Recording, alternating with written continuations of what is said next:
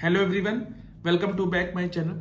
स्वागत है दोस्तों आपका मेरे चैनल में। आज हम लोग बात करने जा रहे हैं सुप्रीम कोर्ट का एक और ऐतिहासिक फैसला के बारे में जो कि फोन 98 से रिलेटेड है। तो देर नहीं करते हैं, इस वीडियो को शुरू करते हैं और चैनल में पहली बार है तो चैनल को जरूर सब्सक्राइब कीजिए। आजकल हम लोग जान रहे हैं कि 498 का केस बहुत ही ज़्यादा और जो डॉरी का केस यानी कि दहेज का भी केस बहुत ज़्यादा चल रहा है। तो इसी पे रिगार्डिंग एक महत्वपूर्ण फैसला आया है जो कि सुप्रीम कोर्ट द्वारा। तो इस फैसले में क्या कहा गया वो हम लोग जानते हैं और उसके बाद आगे इसको डिस्कस करते हैं। सबसे पहले जो सुप्रीम कोर्ट का जो ऐतिहासिक फैसला था, जो यानी कि अगर शादी को अमान्य पाए जाने पर जो आईपीसी की जो धारा होती है यानी कि 498 के तहत दोष सिद्ध टिकाऊ नहीं, ये सुप्रीम कोर्ट का एक ऐतिहासिक फैसला था।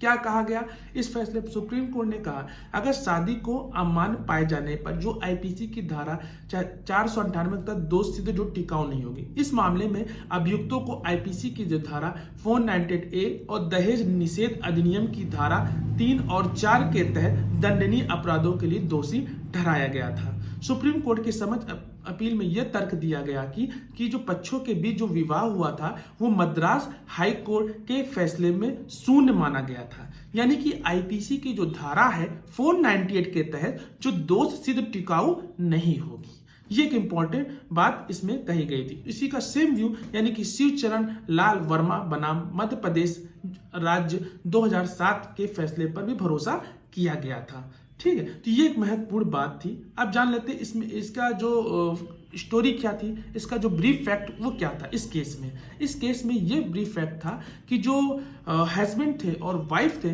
उनके बीच जो मैरिज हुई वो हिंदू रीति रिवाज से मतलब वो 2003 में हुई। फिर उसके बाद आफ्टर मैरिज उन लोगों के बीच में एक डिस्प्यूट अराइज होता है, जहां फिर वो दोनों लोग अलग रहने लगते हैं, जहां वाइफ जो होती है अपने हस्बैंड के खिलाफ, उनके फैमिली मेंबर के खिलाफ 498A आईपीसी और 3 और 4 डाउरी प्रोविजन एक्ट 1961 के तहत उन पे एक कंप्लेन केस करती है, जहां उनके खिलाफ जब चार्जशीट जाती है तो ट्रायल कोर्ट द्वारा उनको यानी कि हस्बैंड, उनके फादर, उनके मदर और ब्रदर को एक्विटल कर दिया जाता है।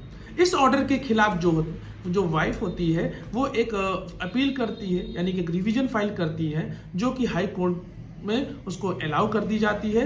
यानी कि जो भी ऑर्डर पास किया गया है ट्रायल कोर्ट द्वारा यानी कि एक्विटल को, उसको सेट असाइड, उस पर रोक लगा देते हैं और उनको कन्वर्ट कर लिए जाते हैं 498 आईपीसी के धारा तक। फिर इसके खिलाफ क्या करता है जो पार्टी होती है यानी कि उसके हस्बैंड सुप्रीम कोर्ट का दरवाजा खटखटाते हैं और वहां पे ये बात रखते हैं कि जब उनकी जो शादी है यानी कि हस्बैंड और वाइफ की जो शादी है वो ऑलरेडी हाई कोर्ट द्वारा वो एक नल एंड वॉइड डिक्लेयर हो गई है और उसको वहां से भी ऑर्डर आ गया है, वहां से भी उनको एक शादी जो थी वो उसका जजमेंट आ गया है। फिर उसके बाद वो ये भी तर्क रखते हैं, इसका जो सेम व्यू बताते हैं कि जो शिवचरण लाल वर्मा यानी कि जो मैंने बताया आपको स्टेट ऑफ मध्य प्रदेश में, वो भी इसमें यही था कि जो कन्विक्शन होता है अंडर सेक्शन 498A आईपीसी वो would not be sustainable. Supreme court दोनों पक्षों का बात सुनती है और ये कंक्लूजन निकालती है कि जो शादी को अमान्य पाए जाने पर जो आईपीसी की धारा है वो 498 के तहत दोष सिद्ध टिकाऊ नहीं होगी। अगर आपकी शादी में नल वॉइड हो जाती है तो आप पे जो लगाया गया जो 498 जो का अपराध यानी कि 3/4 जो डॉरी का है वो आगे उसमें अगर आप क्या नाम है एक्विटल हो गए हैं यानी कि ट्रायल कोर्ट द्वारा तो आप उसमें एक्विटल होंगे। तो ये एक इंपॉर्टेंट फैसला था।